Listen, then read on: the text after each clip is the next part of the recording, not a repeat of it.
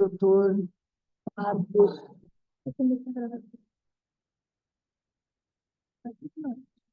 Bem, então eu vou reiniciar, tendo em vista a gravação. Então, boa tarde a todos. Damos início à mesa Pureza de Sangue, a construção da teoria racial e do antissemitismo, com a participação da professora doutora Carolina Ciege Bertin, que vai falar sobre a estética do horror na construção da memória. Boa tarde, Carolina, você está aqui nos ouvindo? Estou ouvindo, E sim. também, Boa tarde, estou aqui. Carolina, tá, muito boa tarde, prazer, agradecimentos nossos por participar dessa mesa. E também professor doutor Marcos Gutermann, da PUC, e também jornalista que atua no Estadão, e vai nos falar sobre antissemitismo e doutrinação, a propaganda nazista. Então, damos início. Eu sou a terceira a falar sobre o tema do antissemitismo e a persistência dos mitos políticos, múltiplas versões para o mesmo crime de racismo. Então, agradeço aqui a presença de todos, principalmente dos palestrantes e também dos nossos ouvintes que estão aí online. Então, dando início, eu gostaria de passar a palavra para a primeira palestrante, professora doutora Carolina. Carolina, apenas um breve currículo. Carolina Sérgio Bertin é doutora em Literatura do Holocausto Contemporâneo pelo Programa de Estudos Linguísticos e Literários do Inglês pelo Departamento de Letras Modernas da USP, com parte nos estudos na Universidade de Harvard, no Departamento de Estudos Judaicos. De 2020 a 2022, realizou seus estudos de pós-doutorado em Teoria Literária na Universidade Estadual de Campinas e atualmente está no programa de pós-doutorado da Universidade de São Paulo, pelo Programa de Estudos Linguísticos e Literários do Inglês. Professora Carolina, meia hora para a sua apresentação. Mais uma vez, muito obrigada. Fico muito feliz de ter você aqui conosco nessa mesa que é tão importante, tanto do ponto de vista histórico como político, para entendermos a questão do antissemitismo hoje, no tempo presente. Então, com a palavra, por gentileza. Muito obrigada, que vou abrir aqui a minha câmera melhor. Muito obrigada pelo convite, professora. Muito obrigada pelo Centro de Estudos também, igualmente pelo convite. E é um prazer sempre participar desses congressos em que a gente atualiza a questão não só do genocídio, mas dessas práticas de cunho genocida. O que eu vou compartilhar aqui uma apresentação, porque parte do meu estudo, por assim dizer, parte do meu trabalho se deu.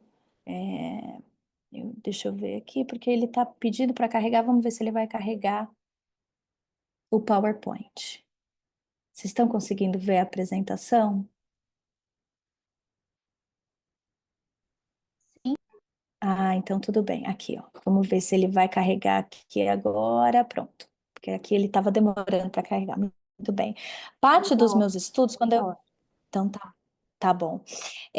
Quando eu me deparei nos estudos do trauma e do meu doutorado foi em Maus.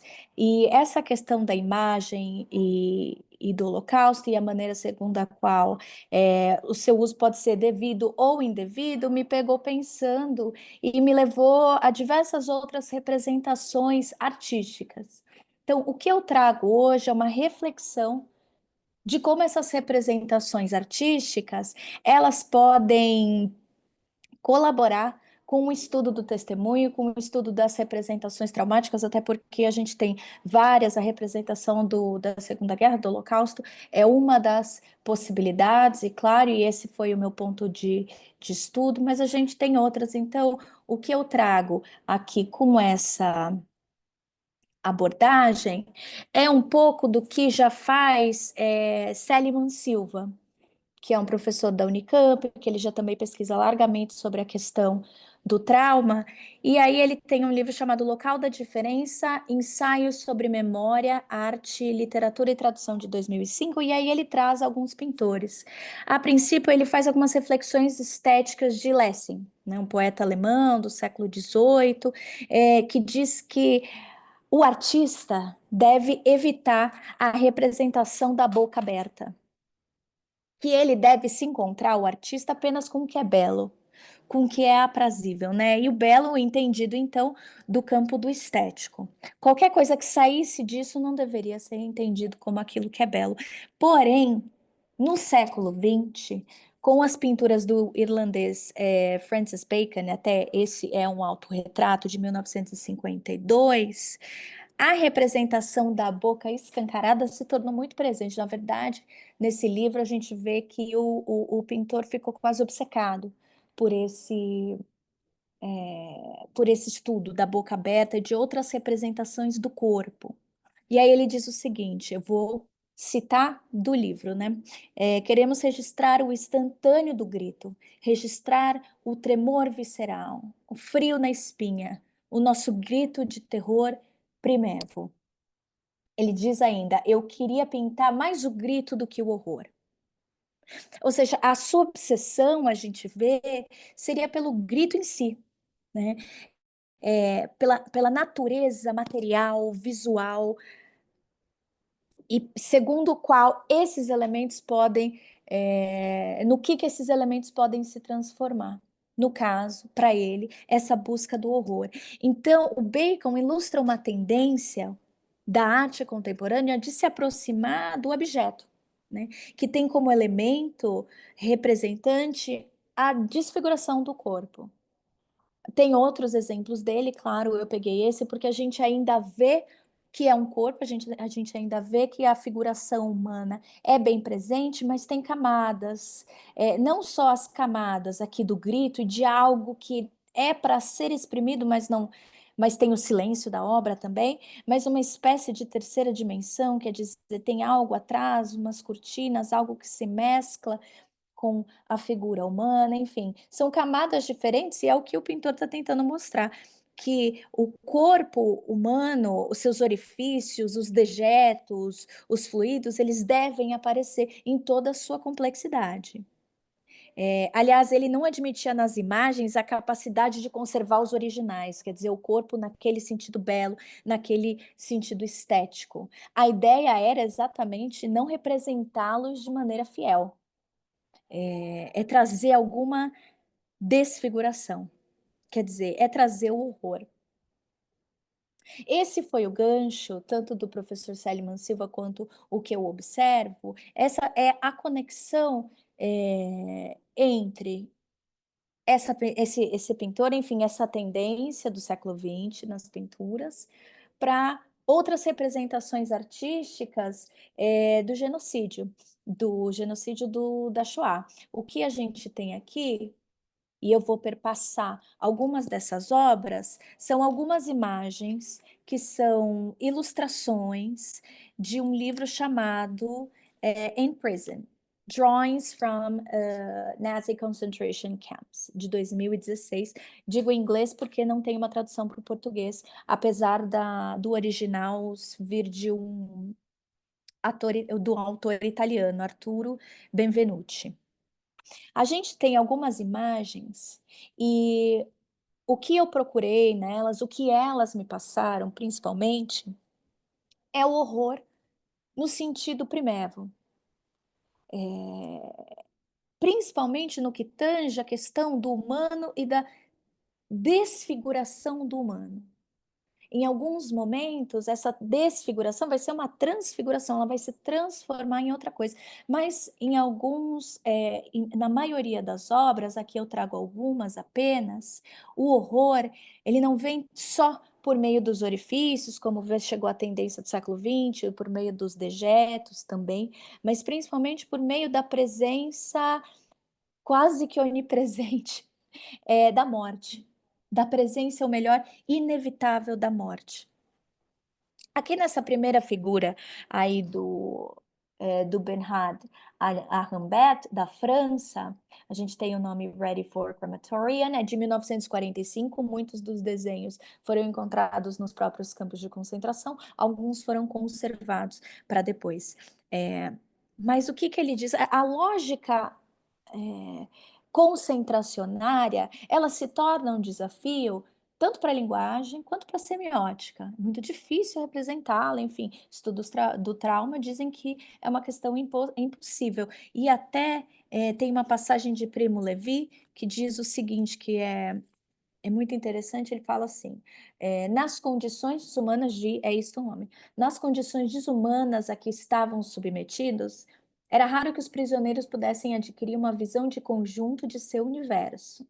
Podia acontecer, sobretudo, aqueles que não compreendiam o alemão, que os prisioneiros não soubessem nem mesmo em qual ponto da Europa se achava o lager, né, o campo em que estavam e a qual tinham chegado após uma viagem massacrante e tortuosa em vagões lacrados.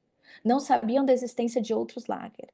Talvez a poucos quilômetros de distância não sabiam para quem trabalhava. Vai se criando, então, uma atmosfera de confusão, até o ponto de que aqueles prisioneiros que chegam não parecem humanos, ou que parecem todos iguais. As ilustrações artísticas realizadas aí, enquanto os prisioneiros ainda estavam nos campos de concentração, nos guetos, elas se figuram como, na minha opinião, uma tentativa de materialização do genocídio, da sua maneira assim mais próximo do original que os artistas conseguiram chegar. E por assim dizer, primeva. É por meio dessas ilustrações, eu penso que o grito parado na garganta dos corpos é, de certa forma, corporificado. Ao mesmo tempo, ilustra o que Levi declara como sendo a impossibilidade de testemunhar para aqueles que sobreviveram, porque eles não passaram pela experiência completa. Como testemunhar sobre a morte se não se passa por ela? O que eles trazem aqui, porém, é que a morte era um elemento certo. Quando a gente olha essa ilustração, o olhar do observador ele vai direto para as fileiras. Essas fileiras de corpos, que aliás são quase que linhas, praticamente. Linhas que se misturam, com pouco sombreamento. De qualquer forma, a gente consegue ver orifícios, a gente consegue ver uma espécie de passagem do que é humano para o não ser mais humano, que era bem o projeto nazista, né? O despojamento de qualquer característica humana. E aí a morte se faz presente, veja, em toda a imagem, apenas não neste canto superior aqui direito. Quer dizer, ainda tem um corpo no meio, mas os corpos vivos, eles aparecem de maneira incompleta. Tem uma carroça ali que indica que os corpos vão ser levados para algum lugar. Aí a importância do testemunho histórico também, para que a gente possa construir, ter camadas diferentes dessa perspectiva de quem conta, da narrativa. Porém, o que a gente vê é quase que o reino, a morte como uma imperatriz. É o que fica para o observador quando a gente olha. Claro que não dá para falar da perspectiva do artista, mas sim de quem vê, porque nós estamos aqui como aqueles que vão escutar as narrativas ou ver, no caso. E aí, quando a gente vê também essa segunda foto do Davi Olé, ele produziu muitas obras durante e depois, essa também Crematório, de 1945. A gente vê que o ponto praticamente central também dirige o olhar do observador para essas fileiras de mortos. A gente entende como mortos, claro, os corpos que estão no chão. E aí vejam as camadas de significação. Quanto mais longe do olhar do observador, mais linhas vão se formando, não tanto uma figura humana, mas de uma forma desconstruída a montanha de corpos aqui atrás, do que a gente entende por câmara de gás, até por conta do título da obra. E aí é interessante a gente pensar que no judaísmo existe em muitas religiões, claro, mas aqui como a gente está falando do genocídio judaico e de artistas que têm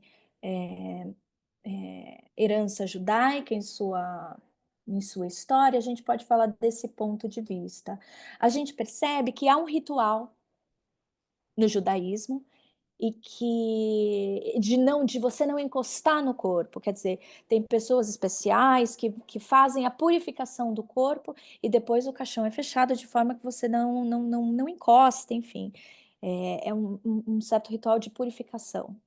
Porém, aqui a gente percebe, e o ritual é uma forma de conservação de valores culturais. Cada ritual traz isso, cada ritual conta um pouco a história do que foi aquela civilização, do que foi aquele grupo, de costumes, de maneiras de se agir dentro de um grupo humano. Porém, aqui, quando a gente vê que esses rituais, que os rituais do grupo, que a história do grupo é apagado, a gente vê parte do processo de desumanização. Né? Os cadáveres são cremados, coisa que também em muitas religiões não se é aceito. A porta o fundo que leva às câmeras de gás estão abertas ali e mostram que os corpos, antes, nesse contexto cultural, antes purificados, antes respeitados, não mais o são. E o que a gente percebe, na minha perspectiva, é que esses personagens aqui que manejam os corpos, eles agem com uma certa, por assim dizer, normalidade. Pelo menos não há nenhuma expressão em seu rosto, no rosto desses personagens que manejam o corpo, de horror. O horror, ele fica mais por meio da interpretação do observador, que vê essa distinção entre vida e morte tão clara. E, ao mesmo tempo, entre morte tão mais presente que a vida. A vida está aqui por meio das pessoas que manejam o corpo, ou seja, ele não aparece, o horror não aparece aqui por meio da boca aberta, mas por meio desse traço de desumanização, por meio dessa finitude humana tratada de uma forma tão sem cuidado, sem cultura, por assim dizer, sem tradição. E quando eu digo cultura, tradição, eu quero dizer os elementos que nos fazem humanos. Não somente, enfim, a nossa capacidade de se comunicar e tudo mais, mas a nossa capacidade de adquirir hábitos dentro de uma comunidade. Então, aqui a gente vê que há o despojamento de todas esses elementos. E aí o que eu penso é que a aproximação desse objeto não é somente uma opção para o artista. Parece ser o único objeto passível de representação. Ele não tem outra opção que não a morte. E o apagamento de todos os traços de humanização. Seja pelas fileiras de corpos, seja pela ausência de uma delimitação do que é um sujeito nessas pilhas, seja pelos traços aqui que fazem alusão ao fogo, seja por uma criança, que me parece ser uma criança, com o rosto voltado, enfim, são elementos que mostram, que levam o observador a ver uma ausência de vida, a não ser pelas pessoas que manejam os corpos sem demonstrar horror. Você vê que o horror, olha que ambíguo, né? O horror aparece aqui, eu estou sugerindo que o horror aparece na ausência de uma expressão de espanto do próprio horror. O horror aparece na normalidade em que essa cena se coloca.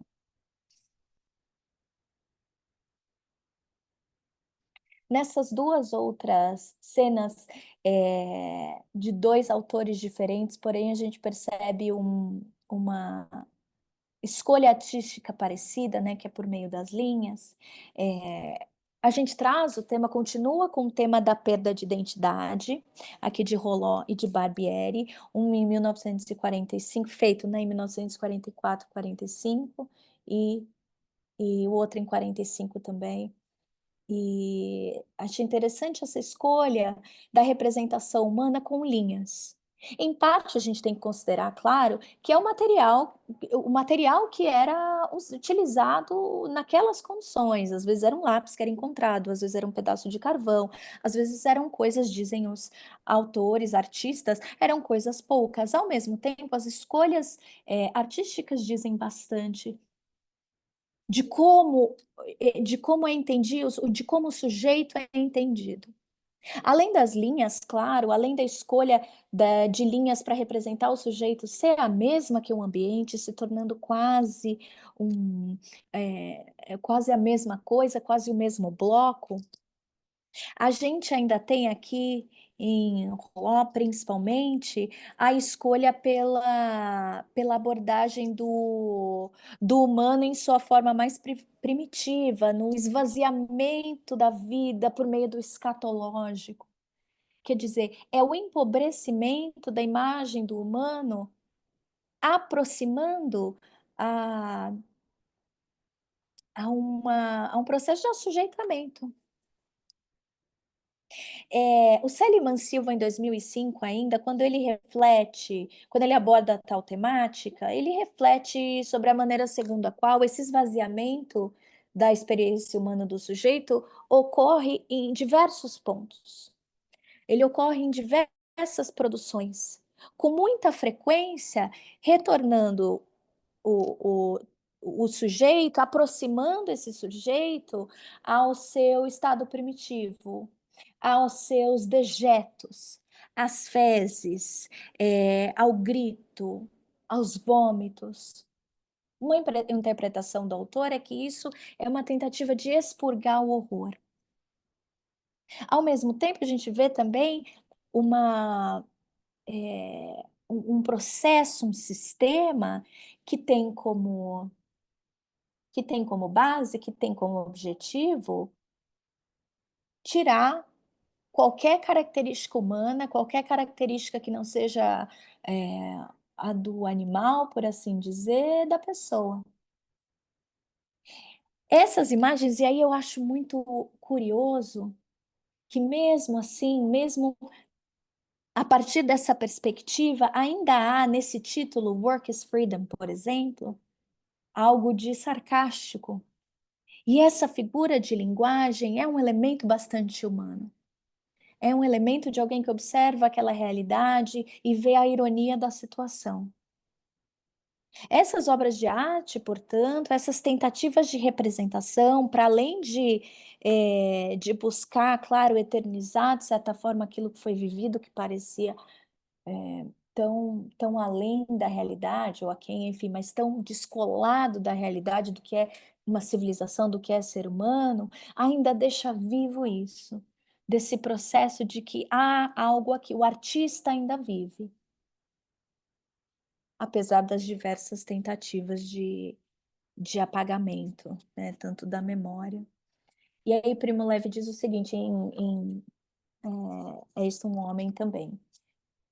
Chega, acabou-se, é o último ato. Começou o inverno e junto com ele a nossa última batalha.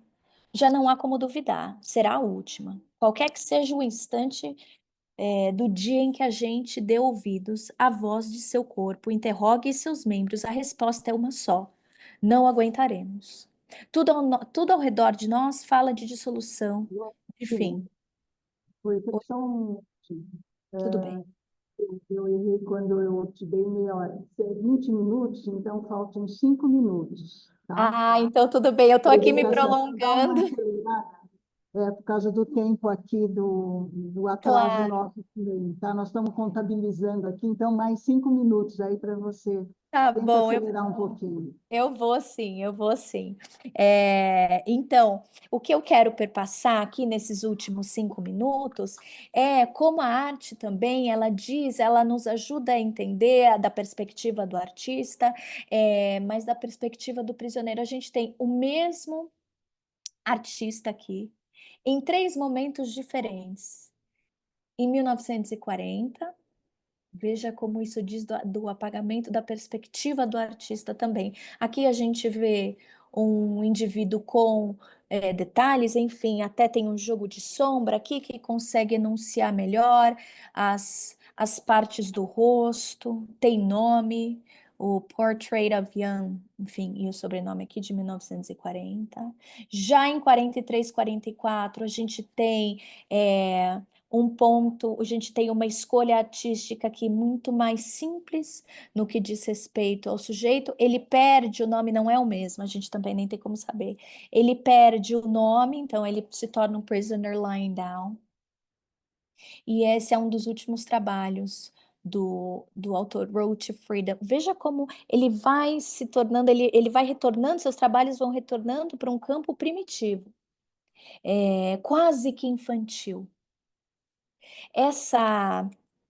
Esses elementos fazem com que isso se torne um pouco mais tridimensional, por assim dizer. Eu vou encerrar aqui com essa escolha, para esses últimos 5 minutos, para essas escolhas artísticas, dessa espécie de transfiguração. Essas ilustrações, elas aqui acima que eu digo essa aqui, ela contém uma perda da essência da experiência do sujeito no campo de concentração. Veja que a gente tem um sujeito mais delineado, definido, porém, quanto mais vai se passando a massa de pessoas, mais a gente vai perdendo a nitidez e os traços do sujeito. É como se o coletivo fosse visto como uma massa indissociável. As linhas se misturam, formam um montante inteiro. Isso porque cada uma dessas ilustrações traz uma testemunha que conta um fragmento do que viveu.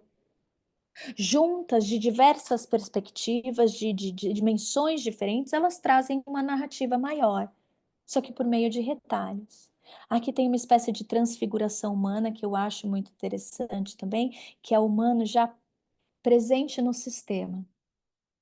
Então, todas essas falam de um sistema de aniquilação. Porém, as experiências são diferenciadas. E o que elas buscam, cada uma à sua maneira, é contar da sua própria perspectiva, e nós agora, como gerações posteriores, conseguir ver as diferentes camadas nessas ilustrações. Eu acho que é isso, acho que deu para fechar. Muito obrigada. Eu quero só enfatizar que a tua fala nos sensibiliza muito, principalmente depois dessa mesa que nós tivemos sobre enfrentamento, né? Como tratar o antissemitismo, como tratar o Holocausto, e acho que a tua fala, a partir da arte, né? Como que nós podemos, inclusive, levar essa questão para as escolas, levar para as universidades, né? E essas imagens que também nos remetem à questão do trauma, à questão da desumanização, né, daqueles que acabaram indo não só para campo de extermínio, mas também que tiveram suas vidas tiradas a partir de um crematório, né, uma produção da morte em série. Então, eu acho que a sua apresentação, desculpa eu cortar, inclusive, aquela hora, né? Mas eu acho que ela é impactante a partir dessas figuras, né, da morte presente, né, da morte figurativa, até mesmo pelo desenho de um crematório. Né? É inconcebível pensarmos que, a partir de uma política de Estado antissemita, nós tivemos também uma produção da morte em série. Eu acho que é isso que nos sensibiliza, né, em termos de um alerta para a questão antissemita. Né? Nós voltamos depois com perguntas. Né? Eu passo agora a palavra ao professor Dr. Marcos Gutermann. E, Marcos, você está por aqui? Cadê o Marcos? Eu vou adiantando, apresentando o Marcos. Marcos é jornalista, doutor em História Social, foi nosso colega aqui na orientação com a professora doutora Anita Novinsky.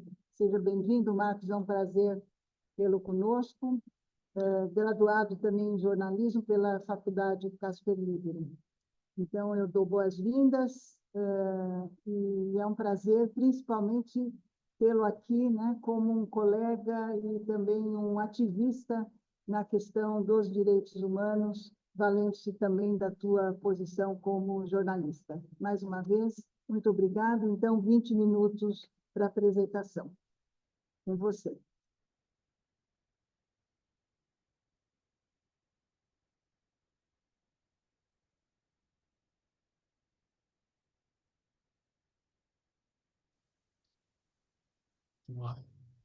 A minha internet tinha caído, voltou, né? Voltou. Voltou, tá bom. Todos me ouvem bem, né? Ok. Bom, primeiro eu queria agradecer o convite do Centro de Estudos Judaicos e agradecer aos organizadores todos, na pessoa da professora Maria Luísa Tucci Carneiro, minha mestra e amiga. E, e eu queria começar meus 20 minutos, vou gastar 1 minuto dos meus 20 para comentar espetacular comunicação da Carolina. Eu não conhecia e conheci agora e fiquei encantado. E ela, eu acho que ela traz um aspecto, sim, que eu acho que faz uma ponte com o que eu vou comentar e me fez lembrar muito do Adorno, daquela história de que é impossível fazer poesia depois de Auschwitz, né? E eu acho que dá para estender isso para a ideia de que é impossível retratar o horror, né, na sua totalidade ou mesmo parcialmente.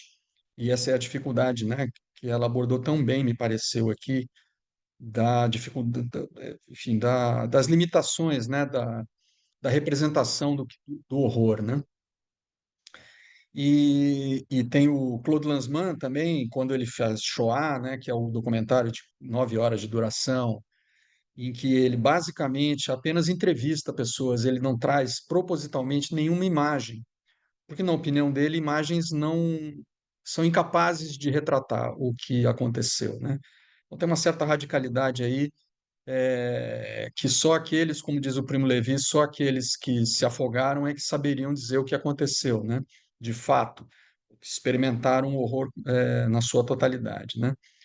É, Nesse sentido, aí fazendo a ponte com o que eu pretendo comentar aqui, que é basicamente sobre a mecânica da propaganda nazista, da construção do judeu como a grande ameaça existencial do mundo, né? Do mundo civilizado, da civilização, da cultura superior, ariana, que é considerada pelos nazistas e antes deles é, é, pelo pensamento folkish, né, conservador das zonas rurais do mundo germânico e tal. Essa imagem do judeu como ameaça a essas tradições, como ameaça a esse mundo idealizado dessa Alemanha romantizada, digamos assim, né? É, a modernidade, né, século XIX, começo do século XX, nós estamos tratando de um mundo que está em total transformação, rapidíssima transformação a partir da segunda revolução industrial, das comunicações, dos transportes, das fábricas, da formação da massa, da multidão, né, da classe trabalhadora. Tudo isso era inexistente poucas décadas antes, né, da virada do século XIX para o século XX. Então é muito difícil para quem viveu ali ao longo do século XIX, encarar aquilo como, né, entender o que estava acontecendo, né? Precisava ter um sentido para aquilo. Não havia sentido. Então, e não havia sentido, havia a perda das conexões mais íntimas, né, familiares. Você é obrigado a conviver com gente que você já não tem mais laços de familiaridade, né? É, que é a fábrica, as cidades em grandes concentrações urbanas. Você não conhece ninguém, você é obrigado a entrar num ônibus, né, no transporte coletivo, e esse transporte coletivo te obriga a ficar muito próximo, inclusive com corpo a corpo, né, com pessoas que você não conhece, não tem, até hoje, né, de alguma forma, tem uma certa repulsa, um certo horror de você se encostar em alguém que você não conhece, tal. Então, vocês imaginam isso hoje? A gente nasceu e cresceu numa sociedade em que já era assim, para nós, embora ainda haja um certo incômodo evidente com o estranho, com o diferente, com o que eu não conheço, vocês imaginem isso na coisa, quando isso era ainda uma novidade, né? Uma novidade assustadora, né? Então, a propaganda nazista, e eu aqui vou dar um salto em razão do tempo, né? Qual é a inteligência que os nazistas, e aqui inteligência é no sentido de inteligência, os caras entenderam como funcionava a mecânica da propaganda para a massa. Então, o Partido Nazista ele vai se constituir, e essa é uma lição que a gente tem que ter na nossa cabeça, inclusive para os tempos atuais, né? Eu acho que essa ponte, a gente sempre corre o risco de algum anacronismo quando a gente faz esse tipo de ponte, mas eu acho que nesse caso faz sentido. A Hannah Arendt mesmo, no Origens do Totalitarismo, ela menciona a propaganda americana, ocidental, essas de pasta de dente, de manteiga e tal. É, ela diz, ó, essa propaganda bebeu muito do modelo de propaganda de massas nazista. E é o seguinte, é criação de valor e criação de sentido. É para isso que serve a propaganda nazista. No meio daquele caos, a propaganda nazista se presta a oferecer uma, um sentido.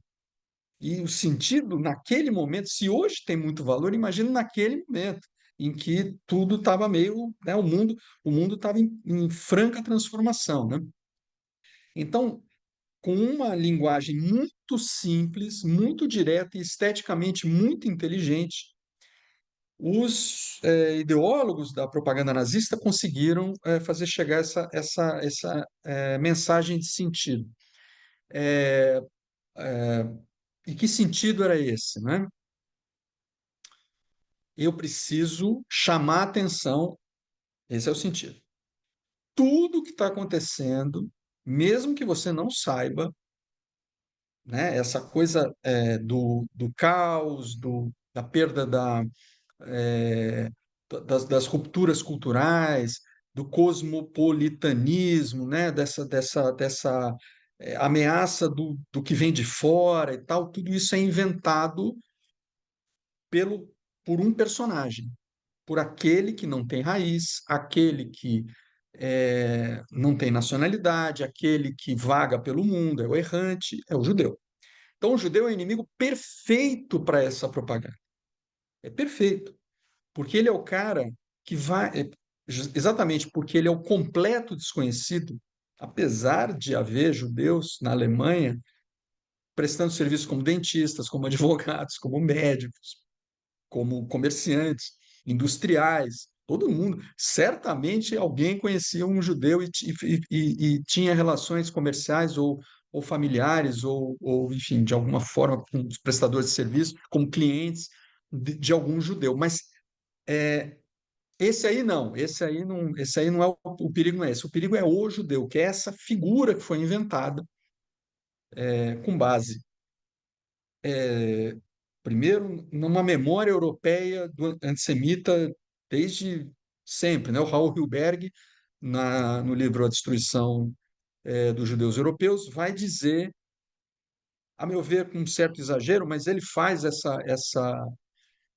ele desenha até um quadro, né, da evolução do antissemitismo como se fizesse uma ponte direta, digamos, de Lutero até Hitler, sabe? Eu não sei se é possível fazer essa ponte que ele faz, mas há uma identidade, claramente, ali, uma linha de continuidade entre o antissemitismo ali, pelo menos da Era Moderna, não estou nem falando da Idade Média, mas desde a Era Moderna até que a construção do judeu mais propriamente entra na literatura propriamente dita, né?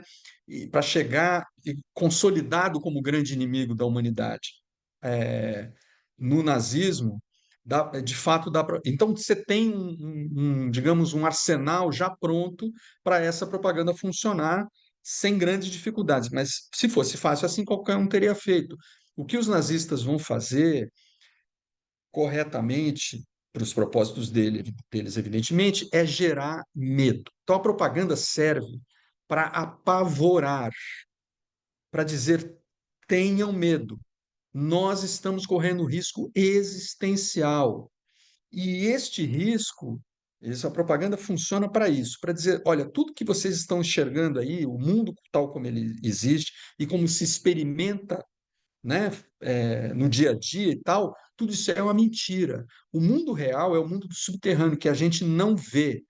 Nós sabemos, nós, os nazistas, e o nosso líder, o Adolf Hitler, esse sabe, e está se dispondo a dizer para vocês como funciona e como esse inimigo pretende dominar o mundo. Então, a ideia da propaganda é gerar o medo para que as pessoas, né, atingidas pela propaganda se disponham a aceitar que esse líder faça o que precisa ser feito para conter essa ameaça. Então, a propaganda cria esse monstro, cria esse horror, né? E, nesse sentido, provoca na sua audiência, né, no seu alvo, na massa, que essa massa aceite o líder como o seu guia, né? O Führer, na verdade, em alemão, é aquele é o que guia, é o, é o, é o, não é exatamente o ditador, mas é o cara, é o condutor, né? Então, a propaganda sugere, incita que os alemães e depois né, o resto da Europa, dominada pelo nazismo, siga o líder, se deixe seguir pelo líder, porque o líder sabe como lidar com essa ameaça. E aí cria internamente um mundo de horror, né? De terror. Né? O terror é do tipo. E aí o terror é uma questão muito prática, na verdade. Né? A palavra pode soar como uma coisa múltipla, mas na verdade era muito simples. Era do tipo, ande na linha, porque o poder tem olhos. Ele está vendo o que você está fazendo. Né? Então, a propaganda servia muito para isso também. Era uma coisa bem onipresente, assim como a polícia política não precisava de muitos agentes, porque os próprios vizinhos delatavam-se uns aos outros para poder ficar bem com o poder, né? E para lidar melhor com esse horror. Então, eu lido com o horror é, não olhando para ele, eu viro o rosto, né? Eu deixo que o líder e os seus associados lidem com essa situação e aí eu me livro de ter que lidar com essa situação. Então, na verdade, a propaganda, de alguma forma, preparou os alemães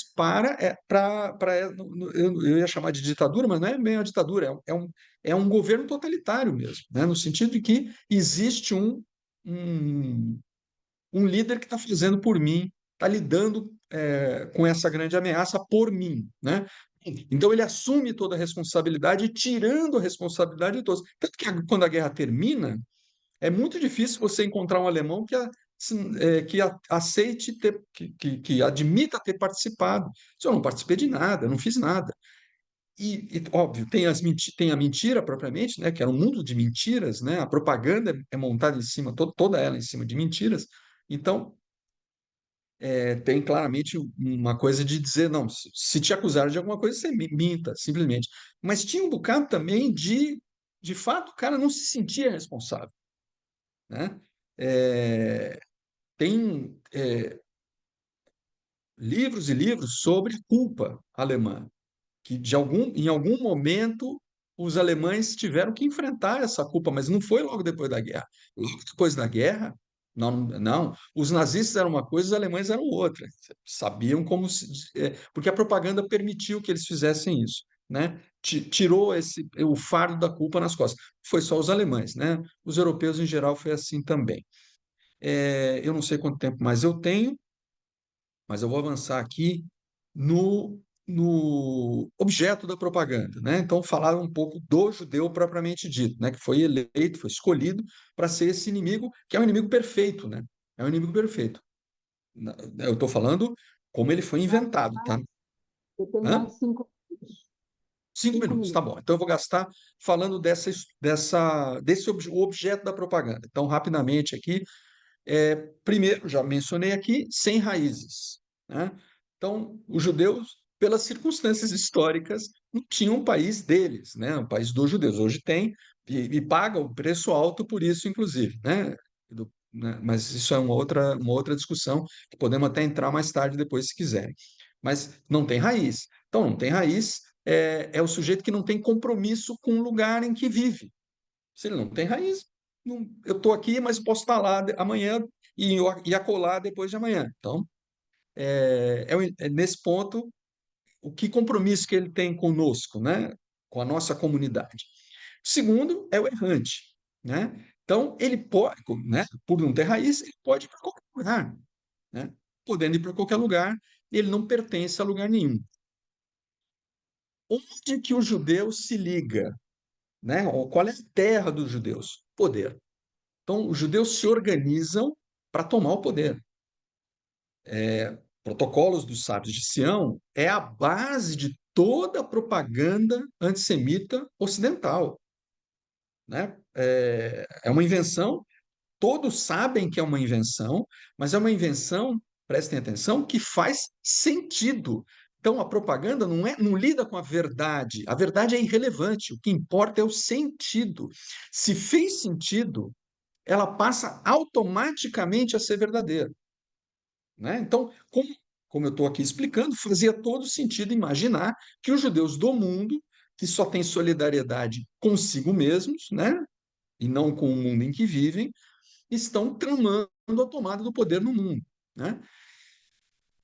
Agem nos subterrâneos. Então, são ratos e frequentemente, né, pegando aí carona no trabalho da Carolina, frequentemente, esteticamente, são retratados como ratos, ou como vermes, ou como bactérias. Né? Você não retrata bactéria, mas você fala que são bactérias. O Hitler dizia, eu sou como Koch, né? Eu estou erradicando o mundo das bactérias judaicas, né? Desses vírus, né? É, são inimigos das tradições nacionais, isso é um horror para quem quer ter a raiz para onde se segurar, que é na tradição chamadas das tradições nacionais, né? E, finalmente, para encerrar, é o cara que é o capitalista e o comunista. Frequentemente, o judeu é retratado como o capitalista e como o comunista ao mesmo tempo, né? O que pode parecer uma contradição, na verdade, faz todo sentido, de novo, aqui a questão do sentido, porque tanto capitalista como o comunista, o capitalista, não quer que os seus investimentos circulem livremente pelo mundo, ou seja, sem fronteiras.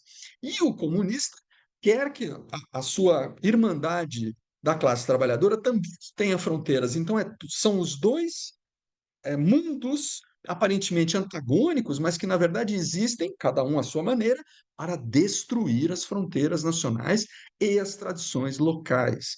E o judeu se encaixa nos dois. Então, aquilo que pode parecer para nós uma contradição, na verdade, é uma visão de mundo que se encaixa perfeitamente no objetivo da propaganda nazista. É basicamente isso, mas tem muito mais coisa, evidentemente.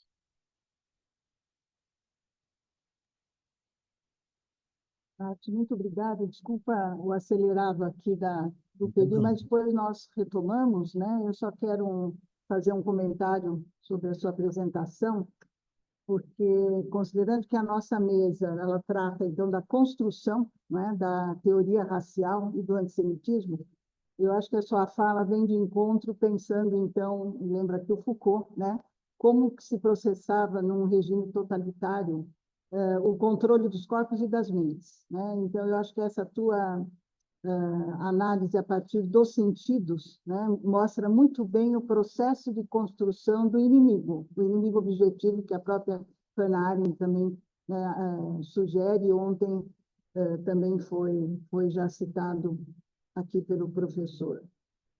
Então, e a outra ideia que eu acho importante é a questão da culpa coletiva, né, que foi um tema tratado pelo Goldhagen, né, quando surgiu o livro dele. Então, nem todos os alemães são culpados, mas a propaganda, a extensão da propaganda, foi muito incisiva, né, na formação das mentes e na ação do comportamento. E a teoria do complô, né? Então, essa construção do inimigo, que também é a construção que vai acelerar o antissemitismo na Alemanha e justificar também a perseguição e a morte, aliás, fazendo uma conexão aqui com as imagens que a Carolina apresentou, né? Como é que essa questão da memória ela vai ser retomada anos depois, né? Quer dizer, quem são os culpados, quem são os criminosos, né? E quem eram realmente esses inimigos, falando aqui no plural, judeus e não judeus, ciganos e tantos outros aí que eram perseguidos, né? Eu acho que nós vamos continuar depois aqui nas questões, né? Te agradeço, eu acho que a tua apresentação aqui nos instiga a pensar também sobre os discursos de ódio hoje, né? Discurso de ódio. Então, uma retomada, vamos dizer até mesmo uma reciclagem dessa imagem do perigo, né? Como é que esse perigo foi construído, não apenas no período nazista, mas como agora eu vou mostrar desde o século XV, né? Vamos dizer assim. Tá bom? Muito obrigada. Eu vou agora assumir a minha fala aqui, vou também tentar falar em alguns minutos, e a minha questão, então, ela parte, né, do título, que é o antissemitismo e a persistência dos mitos políticos, e eu vou tentar fazer uma reflexão aqui sobre as múltiplas versões para um mesmo crime, que é o crime de racismo, né? Então, eu só quero lembrar que o termo antissemitismo, né, ele não foi usado no século XVI, XVII, ele é uma construção que aparece em 1879, no caso pelo jornalista alemão Wilhelm Marr, que significa ódio contra os judeus discriminados por suas tendências liberais e cosmopolitas da política internacional do século XVIII e XIX. Em 2015, trazendo para a questão presente, hoje o conceito adotado pela AIRA, ou IRA, como nós falamos, a Aliança Internacional para a Memória do Holocausto, adotada por 31 países, eu faço questão aqui de ler para que vocês possam também entender como que eu vou trabalhar as várias questões antissemitas ao longo de séculos, né? Então, antissemitismo, segundo o conceito da AIRA, antissemitismo é uma certa percepção sobre judeus que pode se expressar como ódio em relação aos judeus. Manifestações retóricas e físicas de antissemitismo são direcionadas a indivíduos judeus ou não judeus ou às suas propriedades, instituições judaicas e a instalações religiosas judaicas. Então, eu só quero lembrar que a leitura que eu vou fazer considerando que a palavra antissemitismo surgiu então, no século XIX. Ela não era usada nos períodos anteriores. Bem, então, no próximo slide, nós temos a questão de que, lembrando que nós temos uma lei, né, de que antissemitismo é racismo, e o fato dessa legislação ela existir e ter sido alterada com a Lei 14.532, em janeiro de 2023, que reconhece, então, o antissemitismo como uma forma de racismo e que, ao mesmo tempo, equipara o crime de injúria racial ao de racismo, tornando-o inafiançável, imprescritível. Isso não quer dizer que o fato de termos uma legislação, né, a sociedade brasileira está imune às pregações do discurso de ódio e atos de fanatismo contra as minorias mais vulneráveis. Ainda hoje, retomo aqui, em pleno século XXI, a sociedade e o Estado brasileiro não aprenderam a lidar com suas diferenças, tendo em vista as fragilidades da nossa democracia. Convivemos há séculos com um racismo cujas raízes encontram-se nas entranhas do corpo da nação brasileira, devorando seus filhos, sejam eles negros, pardos, ciganos, judeus, indígenas, etc. Eu entendo que, para compreendermos, então, o racismo, né, nós temos que compreender que o antissemitismo é uma forma de racismo e o discurso antissemita como uma construção do ódio sobre o viés, então, vejam bem, de um tempo de longa duração, por estar enraizado na mentalidade e na organização da sociedade como um todo, e assim mesmo, lembrando que essa questão, ela instiga atos de violência, impondo restrições de oportunidade. Então, é sobre esse viés da longa duração que eu vou analisar a construção dos mitos políticos que alimentam o ódio aos judeus, dispersos pelo mundo, e ao Estado de Israel enquanto nação. Então, eu entendo que nós devemos pensar esse antissemitismo, que é uma construção do ódio em tempos presentes, e, dessa forma, buscar as suas raízes. E, pensando em buscar as suas raízes, veja bem, é que eu vejo o antissemitismo herdado desde os tempos coloniais, pensando aqui no Brasil, que persiste ainda hoje, contribuindo para manter a maioria da população preta e parda brasileira segregada num mundo pobre de oportunidades e sem acesso aos seus direitos. Ele, o racismo, se aplica também aos povos originários do Brasil, em tempo presente, que depende da aplicação ou não de uma tese jurídica, marco temporal inscrito na Constituição de 88, e que poderá legitimar a violência perpetrada pelos pluralistas interessados na apropriação das terras indígenas. Considerando, então, que o antissemitismo é uma forma de racismo, é que eu faço aqui a minha alerta. Além de buscar, então, para explicar o tempo presente, as raízes desses mitos seculares. O alerta: as entranhas da nação brasileira estão sendo devoradas por um mal maior, o racismo em todas as suas dimensões.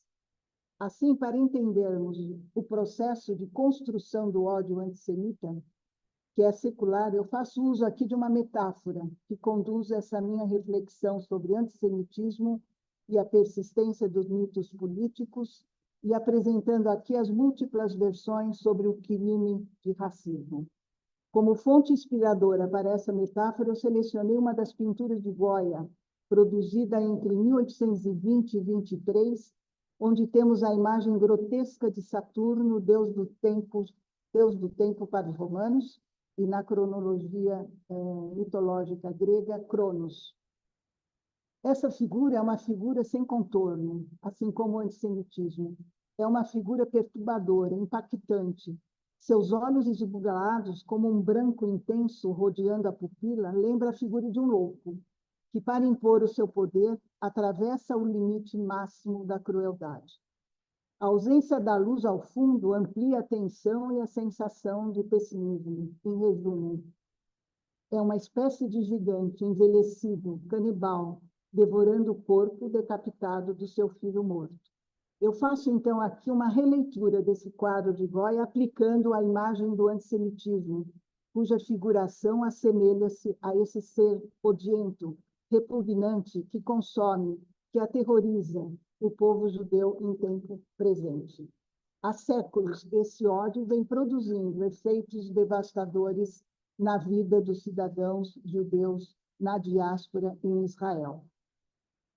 Então, a partir daqui, eu retomo um conceito que eu venho trabalhando, que é o antissemitismo de raiz e os seus momentos distintos.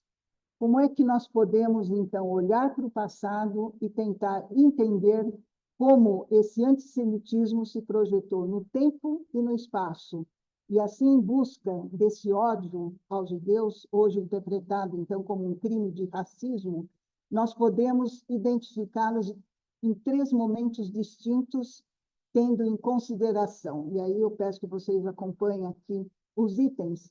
Vamos diferenciar esse antissemitismo pelos seus fundamentos, que compõem o discurso antissemita alimentado por mitos. Importante identificar os seus perpetradores, quem são os produtores, os responsáveis por instigar o ódio ao povo judeu. E também estar atentos, já que trabalhamos com os discursos, pela construção e divulgação das teorias do malefício que serviram e ainda servem para explicar o perigo judaico, aqui entre aspas, enquanto um mal que coloca em risco o bem-estar da humanidade como um todo ou de uma nação. E é importante também recuperarmos as representações iconográficas desse mal, e como que nós vamos percebendo o processo de animalização e de diabolização dos judeus ao longo de séculos. E com isso nós temos, então, as teorias do malefício que vão explicar como que, ao longo de séculos, essas construções do perigo judaico foram sendo legitimadas a partir da imagem do mal. Então, num primeiro momento, nós vamos ver que a construção do perigo judaico foi a partir do elemento religioso. Num segundo momento, já pensando no período nazismo, os argumentos são raciais, morais, políticos, militar, trazendo a questão militar para hoje, o antissemitismo presente. É o que eu chamo nos meus escritos de ideologia do etiquetamento, quer dizer, como é que a partir de estigmas os judeus foram sendo etiquetados como representantes do mal e legitimados por uma legislação que nós vamos, basicamente, identificando ao longo de séculos. E quem são os produtores do discurso de ódio? São aqueles que têm acesso aos aparatos repressivos do poder, pensando, então, nos séculos XVI até o início do século XIX, e depois XX também, e que, acessando os aparatos repressivos do poder, eles vão funcionar e vão atiçar o ódio pela violência. Daí a importância, tanto no período colonial aqui no Brasil e na Europa, e depois no período nazista, de uma polícia política, dos tribunais, das prisões, confisco de bens e da libertação e da liberdade de expressão, que não existia, mas a partir de hoje, como é que a liberdade de expressão vai servir de apoio e interferir, então, no monopólio dos meios de comunicação. Como o Marcos Guterman acabou de indicar, quer dizer, os meios de comunicação, a propaganda, são importantíssimas nos diferentes períodos para a propagação do mal, né, da acusação de quem é o mal, e tendo, então, como base falsas narrativas. Então, o que nós temos aqui, vejam bem, no primeiro momento, e eu vou trabalhar agora com as teorias antissemitas, teorias do malefício e teorias da conspiração judaica, que é o complô judaico-comunista. Então, no primeiro momento, nós temos a gestação da teoria do malefício, veja bem, que não é mais só agora a questão judaica, mas é a construção do mito ariano, que surge no século XV, se estende até, basicamente, o início do século XIX, e é o que eu chamo de antissemitismo tradicional. Mas lembrem bem, a palavra antissemitismo não era usada naquele momento, e sim uma fundamentação teológica onde os judeus eram acusados de crime de heresia. Temos um segundo momento entre o final do 18 até o 19, é um recuo das manifestações antissemitas, do discurso antissemita, então há um interregno, considerando que há um momento de iluminismo, principalmente Portugal, né, que abre as portas, então, para um retorno dos cristãos novos que estavam dispersos por vários países da Europa. E agora um segundo momento, do século XIX ao XX, que nós chamamos, então, nós estudiosos do antissemitismo moderno. Há uma persistência desse mito ariano com uma alteração. A fundamentação, até então teológica, se faz agora a partir de formulações pseudocientíficas. E o terceiro momento que nós vivenciamos hoje, de um antissemitismo contemporâneo, antissemitismo versus antisionismo, e que eu não vou entrar aqui nessa questão, pensando agora na questão da pureza de sangue, que é o tema escolhido aqui para a minha palestra.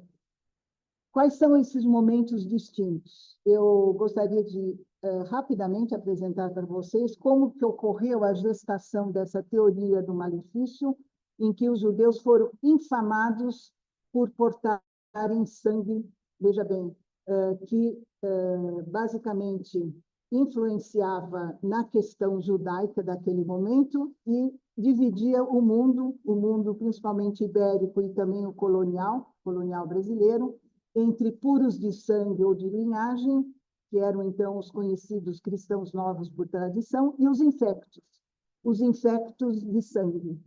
Isso foi tudo legitimado a partir de um Estatuto de Pureza de Sangue que surgiu em Toledo em 49, depois endossado por legislação em Portugal e Espanha, e basicamente fundamentado, daí a fundamentação teológica, nos dogmas da Igreja Católica.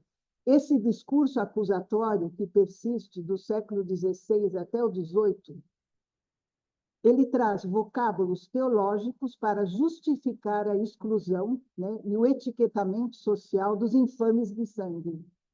Nós temos aqui uma força da linguística acionada como estratégia para cobertar interesses econômicos e políticos, tanto por parte do Estado ibérico como da Igreja Católica, e endossado, então, por uma elite burguesa cristã velha. Foi a forma de valorização que nós temos aqui, a partir da ideia de que uns eram legítimos de sangue por linhagem, principalmente, no caso, os cristãos velhos por tradição.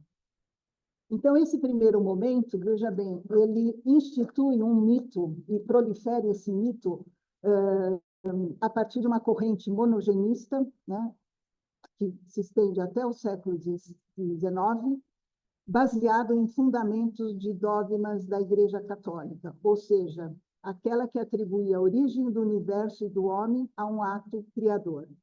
O mito do sangue infecto, veja bem, o que ele institui? A superioridade racial dos cristãos velhos por tradição, puros de sangue, em oposição, ao outro lado, dos inferiores. A inferioridade dos judeus e cristãos novos, infectos de sangue, que é a palavra que aparece a partir do século XV até o XIX, eram acusados de praticarem o crime de heresia e de atentarem contra a segurança da nação por serem indignos, mas indignos de confiança, traidores, exploradores e malignos. Então, com isso, veja bem, a ideia do sangue infectado é hereditário. Então, o pai passa para o filho, ou o avô, o pai e o filho, né? Ele passa essa ideia de que ele é infectado pelo sangue, tornando, então, o seu portador indigno de confiança, um traidor. Numa segunda reflexão, eu apresento aqui para vocês, então, que esse crime, o crime de racismo, ele foi institucionalizado tanto na Espanha como em Portugal, a partir das leis de pureza de sangue, e vários grupos étnicos. Aqui, veja bem, está o conceito de racismo de raiz. E nós temos, a partir das leis manuelinas, sebastiânico-filipinas, leis extravagantes, a Constituição da legislação portuguesa, agora vocês acompanhem como que, ao longo dos séculos, os judeus vão sendo discriminados e essa discriminação e perseguição legitimada a partir de leis que, basicamente, são extensivas ao Brasil enquanto colônia. Então, nós temos perseguições iniciais em 1514, né, pelas manuelinas. Vocês vão encontrar dezenas de leis discriminando judeus, mouros, ciganos, o cristão novo, já o indígena, e ao longo de séculos persistindo, no caso, a perseguição aos judeus. Então, com isso, nós temos vários grupos estigmatizados, né? E dentre esses grupos, eu quero chamar a atenção para a propaganda que vai acelerando e reafirmando, a partir de livros, a partir de sermões que são proferidos em praça pública, reforçando as metáforas de que aquelas pessoas que praticam a sinagoga, de sangue impuro, que compromete o corpo da nação, são como uma doença que corrompia não apenas a moral, mas como também a religião católica. Eu chamo a atenção aqui para essa capa que eu coloco do livro Sinagoga Desenganada, que foi publicada aqui no Brasil, né, por um anônimo da Companhia de Jesus. Então, vocês vão ter uma infinidade de sermões também, onde as metáforas de que essas pessoas, judias, cristãs novas, são basicamente perigos para o corpo da nação. Então, é a doença que corrói. Tá? Então, nesse sentido, eu continuo, então, mostrando para vocês como que esses tratados, obras, sermões, foram sendo proliferadas por todo o Império Português e Espanhol, e lembrando aqui um tratado sobre os judeus e as suas mentiras, de 1563, de Martim Lutero. Eu acho que essa questão já foi citada em uma das palestras anteriores, em que seus escritos eram frequentemente citados pelos nacionalsocialistas em Nuremberg. E eu lembro aqui Mein Kampf, de Hitler, que cita Lutero nos seus escritos, e sendo, então, considerado hoje, a partir dos nossos olhares e análises, o primeiro autor a delinear o antissemitismo moderno, e vocês vão sentir por essas frases que eu vou apresentar aqui, do Martim Lutero. Aqueles que, segundo o seu olhar, quem eram os judeus? Aqueles que continuam aderindo ao judaísmo devem ser considerados como sujeira. Estão cheios de fezes do diabo, que eles chafurdam como um porco. A sinagoga é uma prostituta incorrigível. Suas sinagogas e escolas devem ser incendiadas e seus livros de oração destruídos. Rabinos proibidos de pronunciar sermões, casas arrasadas e propriedades de dinheiro confiscados.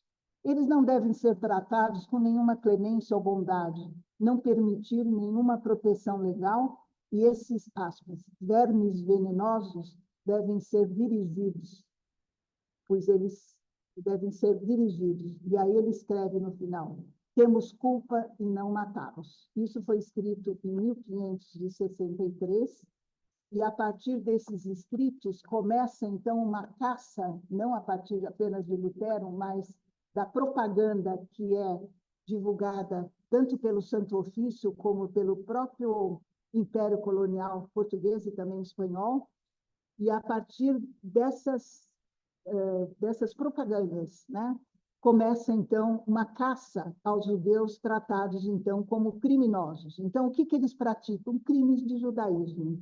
E aí vocês têm, eu não vou ler todos os nomes, mas os primeiros rol de culpados foram sistematicamente analisados pela professora Anita Nowinski, onde cerca de processados aqui no Brasil e levados para Portugal, nós temos 179 processos, sendo que 17 por culpa de judaísmo.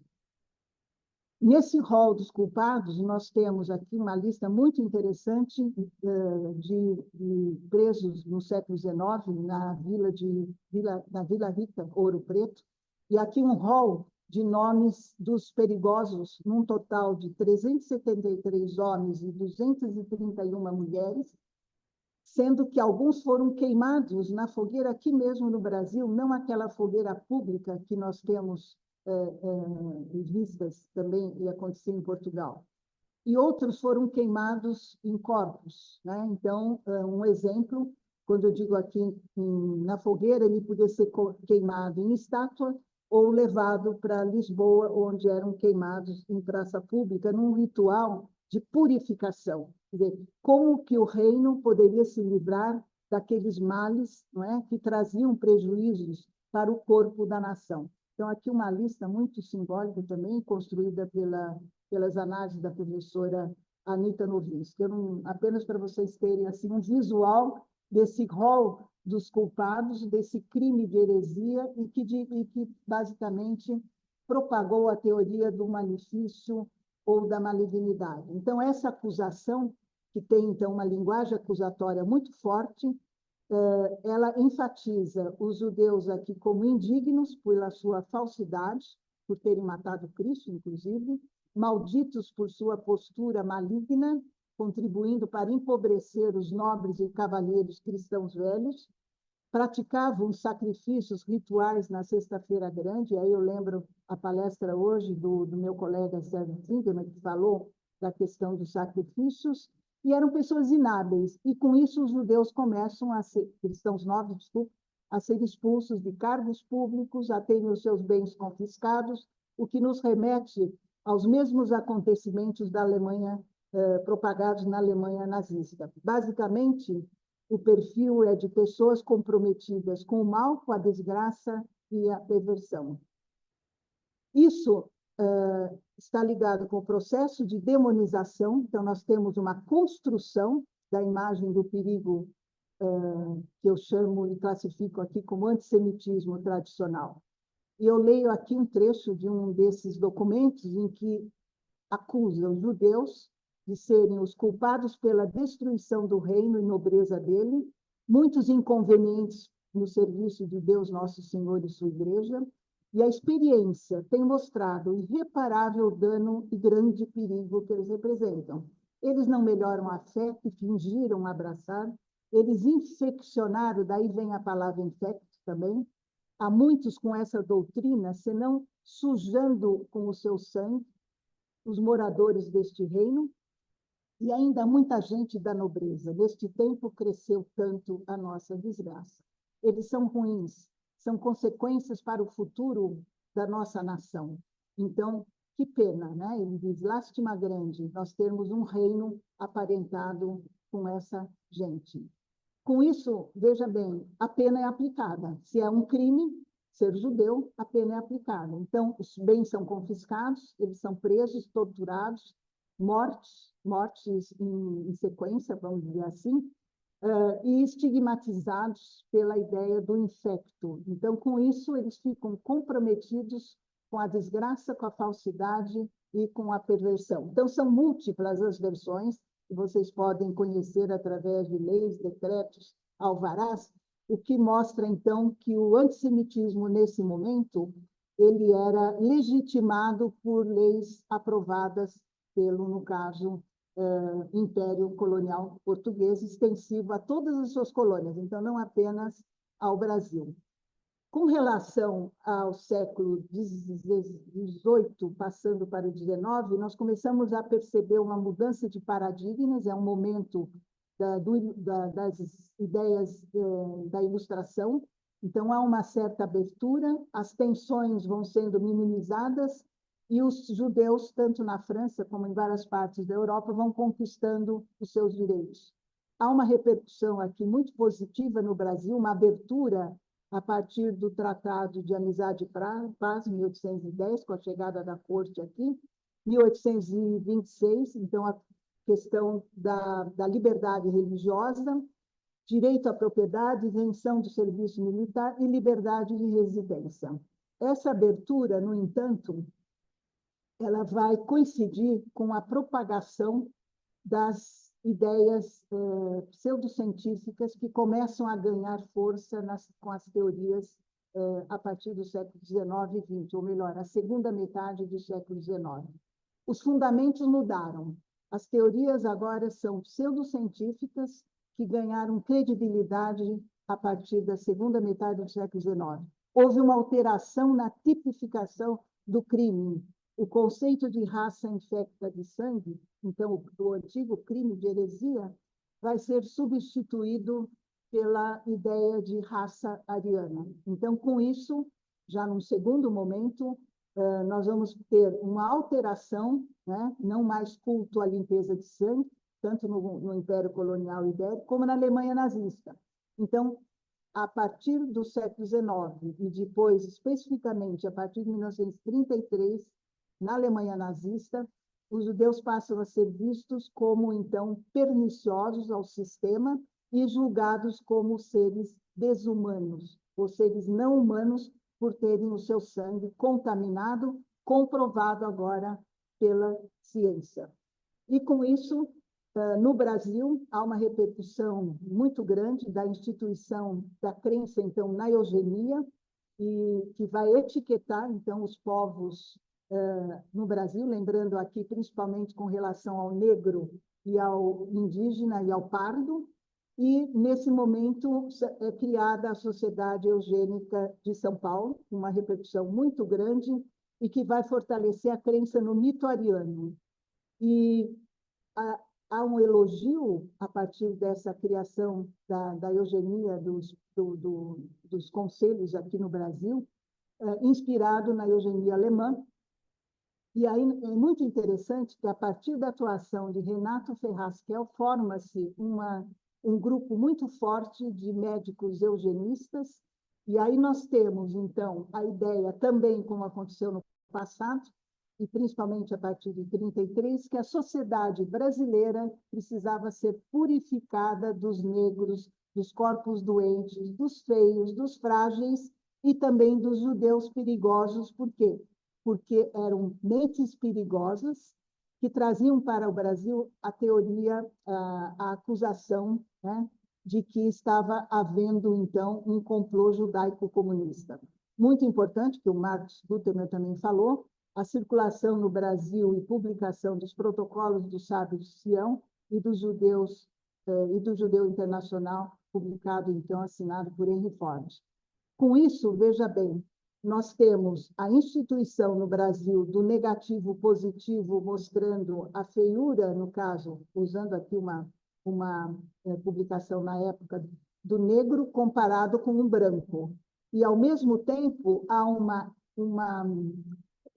espetacularização da ideia de que o branco é o espetáculo, o homem branco, a mulher branca. E, com isso, veja bem, em 1559, ainda em Belo Horizonte, há uma apresentação do segundo Congresso de Ginástica Feminina, onde a beleza e a eugenia do homem branco é valorizada. Nisso surgem concursos de bebê raça pura no Brasil. Veja bem, aqui vocês têm alguns exemplos. Esse primeiro do lado esquerdo foi votado por um júri no Rio Grande do Sul, em Porto Alegre, eleito por médicos eugenistas. E as propagandas brasileiras também começam a incentivar, a partir dos anos 30, os alimentos por exemplo, as maquiagens que tornam o rosto mais branco daquele que era negro ou pardo. Caminhando para esse segundo momento no Brasil, a teoria do perigo judaico-comunista vai alimentar a teoria da conspiração, a imagem do perigo judaico-comunista, que vocês podem ver nesse livro publicado na Bahia, onde vocês têm o judeu agarrando, né, o globo aqui, ou seja, o mundo, carregando um saco de dinheiro na mão que vai repercutir naquela imagem do judeu traidor, né, voltando lá no Judas traidor, e os protocolos do Sábio de Sião, nas várias publicações. Eu colecionei até hoje cerca de quase 20 publicações diferentes que chegam até o ano de 1991 aqui no Brasil. Então, o perigo judaico foi sendo construído a partir dessas novas teorias.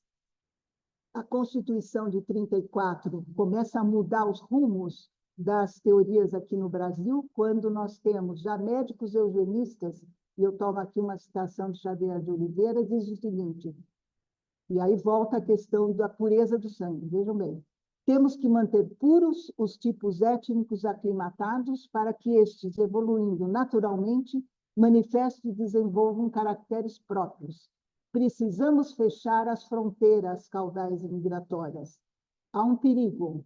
Os imigrantes dos países imperialistas, como japoneses, alemães e italianos, devem ser proibidos de entrarem no Brasil. Com isso, pela primeira vez, vejam bem, nós temos o antissemitismo adotado no Brasil pelo governo Vargas e o governo Eurico Gaspar Dutra como política de Estado. É quase que um arremedo daquilo que estava acontecendo na Alemanha, e aí o conceito de sangue puro, o conceito do sangue impuro reaparecem principalmente nos discursos dos diplomatas.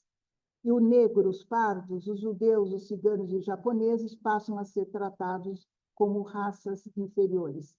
Nos discursos que eu pesquisei, então, dos diplomatas brasileiros no Itamaraty, nós percebemos que houve uma apropriação do discurso nazista endossado pelos diplomatas brasileiros. Já terminando, o perigo semita, então. Quem é esse perigo a partir das circulares secretas?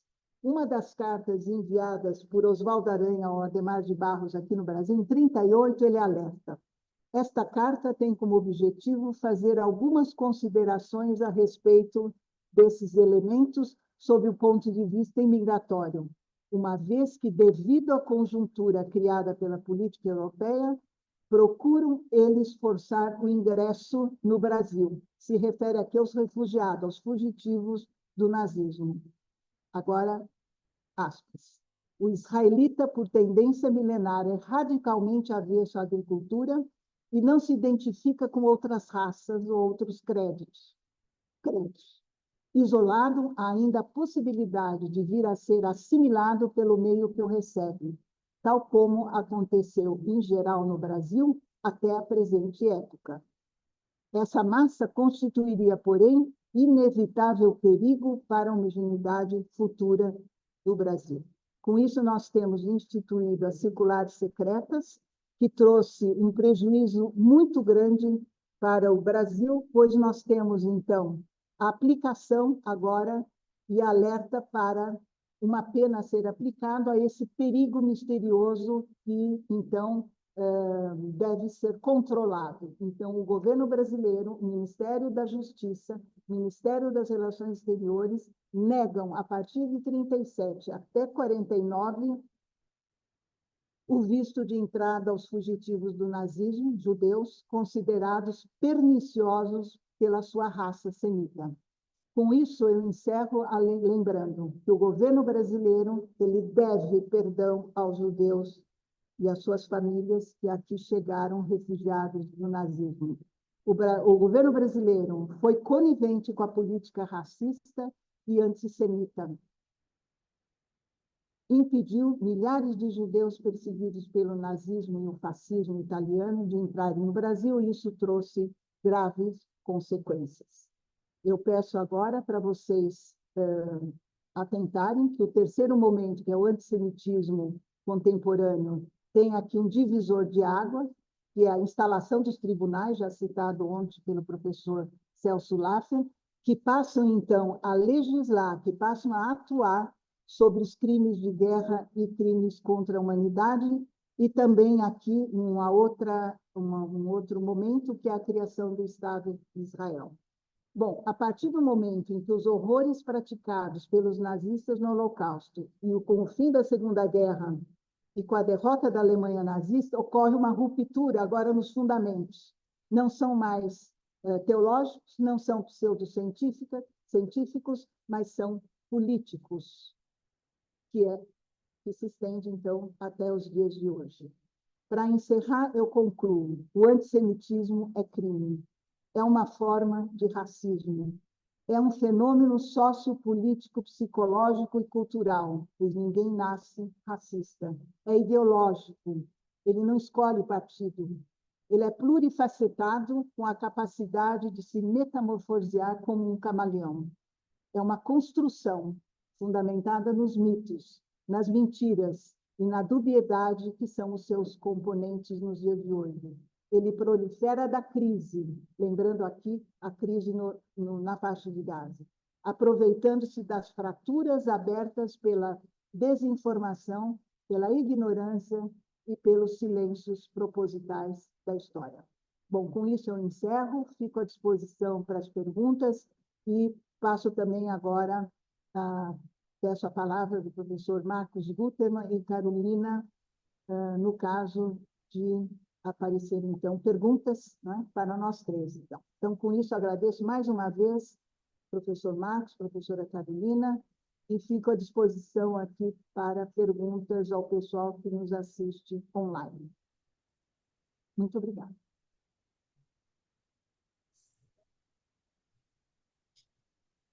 Professora, Pois não, Marcos? tem pergunta aqui no chat para mim, mas eu não sei se a Carolina também tem. Tem alguma para você, Carol? Acho que é para você, Não, Marcos. isso, apareceu para você, Marcos, pode falar. Tá. Rapidamente aqui, o Abraham Goldstein perguntou: o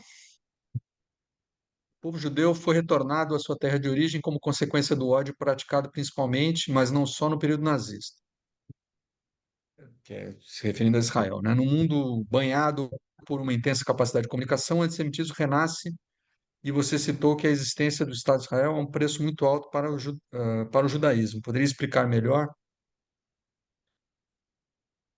É, bem rapidamente, né? É, a imagem do judeu que se defende é uma novidade que Israel incorpora, né? O judeu aceitável é aquele que não se defende, é o judeu que se adapta, é o judeu que negocia, é o judeu que abaixa a cabeça, é o judeu que deixa passar, é o judeu, né? Essa é a imagem, esse é o judeu aceitável para o mundo, é o judeu que se rebaixa.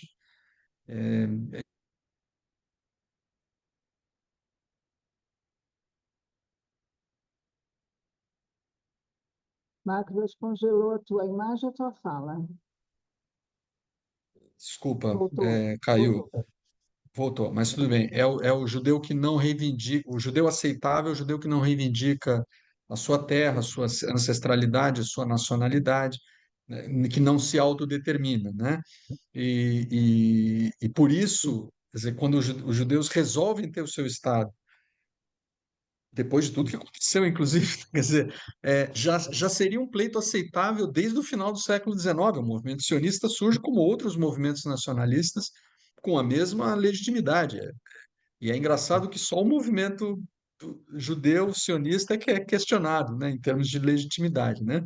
Mas o que obviamente expressa antissemitismo, né? Isso é evidente. É uma das expressões do antissemitismo é dizer que os judeus não têm direito à sua terra, ou pelo menos não naquele lugar ali, que é o único possível no mundo que estabelece essa conexão ancestral. Onde mais poderia ser? Em Nova York? Talvez fosse mais confortável, né? Mas Moisés não abriu o Rio Hudson, abriu o Mar Vermelho, né? Então tem uma coisa de conexão ali. Então, já estou me estendendo até demais na resposta, mas o fato é que os judeus, quando se autodeterminam, eles aceitam pagar esse preço dessa mudança de postura em relação ao mundo. Dizem, não, amigos, agora é o seguinte, nós vamos nos defender. E nós vamos nos defender com a ajuda de vocês ou sem a ajuda de vocês, porque quem acha que os judeus, né, que Israel se defende só porque tem ajuda dos americanos, isso não é verdade. Em 1948, na Guerra de Independência, os judeus não tinham ajuda de ninguém. Eles usaram armas contrabandeadas da Tchecoslováquia, quer dizer, que emperravam, inclusive, né, não eram nem armas boas. E mesmo assim se defenderam. Então, é assim, os judeus vão se defender com ou sem ajuda. E isso parece que tem uma certa dificuldade disso entrar na cabeça das pessoas, da comunidade internacional. Os judeus vão se defender, ponto, né? Então é o preço a pagar, é um preço alto de fato.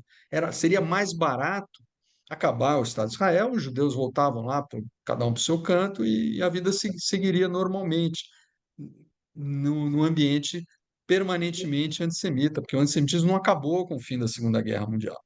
E também tampouco acabou com a criação de Israel. O antissemitismo continua aí, como prova qualquer visita a qualquer universidade nos Estados Unidos, aqui, enfim, infelizmente.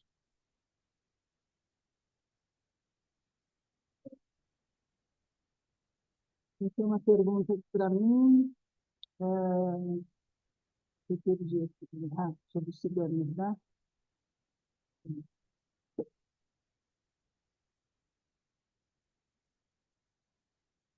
Assim, pergunta de Abrão Goldstein. Oi, Abrão, boa tarde, boa noite, quase. Se a discriminação aplicou-se, aplica-se também a mouros e aos índios, tanto quanto os judeus e aos ciganos. Sim, a discriminação no período colonial, né, ela seguia a legislação, principalmente portuguesa, aplicada a esses grupos que eram tratados como infectos de sangue. E existia também, na legislação portuguesa, eu cheguei a fazer essa análise, está no meu livro Preconceito Racial em Portugal e Brasil Colônia, alertando para o perigo representado pelos ciganos. Então, é muito interessante, por exemplo, eles tinham um horário, né, em Portugal, principalmente, de entrada e saída das principais cidades. Alertava sobre o perigo da presença dele no roubo de cavalos de crianças e o fato deles falarem uma língua estranha. Então, a língua geringonça, né, que é tratada, então, como uma língua muito estranha, ela é aplicada principalmente aos ciganos, né, que são seres, aí se fala também o perigo deles serem nômades, de não terem uma residência fixa, e a questão dos mouros também é aplicada, mas principalmente em Portugal. Aqui no Brasil, a questão da perseguição aos índios e aos ciganos, também eles se tornaram alvo da Inquisição. Nós tivemos, né, 4 visitações dos inquisidores aqui no Brasil, e durante essas visitações, principalmente a do norte, que é a última visitação no século XVIII, que acontece no Grão-Pará, ela atingiu vários indígenas acusados também de heresia. Então, a ideia da heresia, né, ou seja, todos aqueles que não são católicos e que não praticam o catolicismo, que têm alguma religião estranha ou falam uma língua estranha, eram acusados também de infectos de sangue. Então, esse discurso da infecção, né, é muito interessante como é que ela vai ser aplicada e adaptada no Brasil, no caso dos indígenas, e persiste até por volta da metade do século XIX, desculpa, do século XVIII. Depois nós temos o interregno. Então, quando eu falo em racismo de raiz, ela tem a ver, então, com os resquícios, não é? Dessa discriminação, perseguição, tanto a índios como a ciganos, como judeus, mouros, né, cristãos novos naquela época. E o que é interessante, no momento do período Vargas, nós temos um grupo de cerca de 20, se eu não me engano, 21 ciganos que são proibidos de desembarcar no Brasil, devido a circulares secretas também que proibiam o acesso dos ciganos aos portos brasileiros.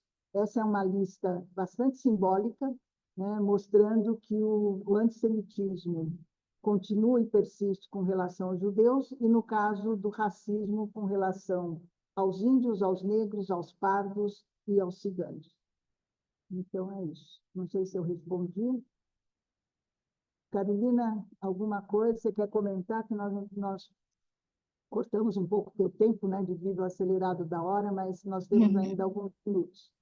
Eu gostaria que você contasse a tua conclusão, pelo menos. Ah, tudo bem. Bom, na minha conclusão, na verdade, o último slide que eu não passei, eu nem sei se eu estou com ele aberto aqui. Eu acho que, se tudo bem, eu posso abri-lo. O último slide, na verdade, são 3 momentos aqui, olha, de maneira em que a gente percebe as diferentes abordagens e de que forma essas abordagens vão criando diferentes dinâmicas, diferentes conexões e até camadas, por assim dizer.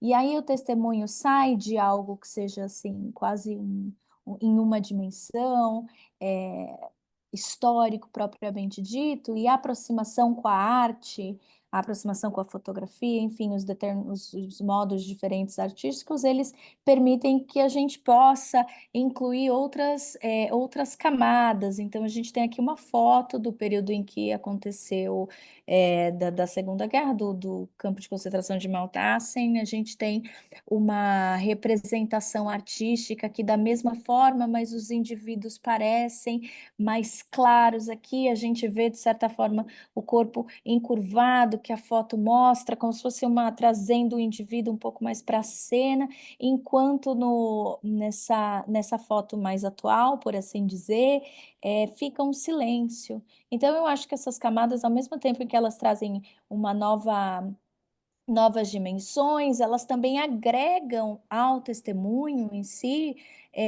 o silêncio, o vazio, por assim dizer, que é o vazio da experiência que a gente pode se aproximar, mas nunca de fato a gente vai encostar ou olhá-lo, fitar agora, assim, por assim dizer.